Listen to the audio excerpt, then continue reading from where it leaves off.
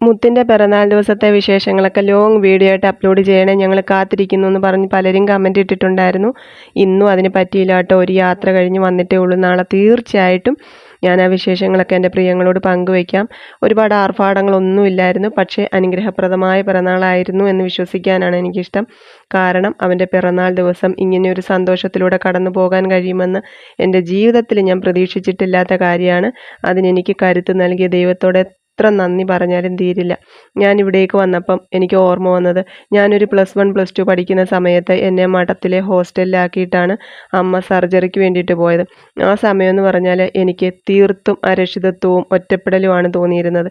ഇവിടെ വന്ന് ഈ ശാന്തസുന്ദരമായ അന്തരീക്ഷത്തിലിരുന്നപ്പോഴും ആ ഓർമ്മകൾ പോലും എന്നെ വല്ലാതെ നോവിച്ചു കേട്ടോ.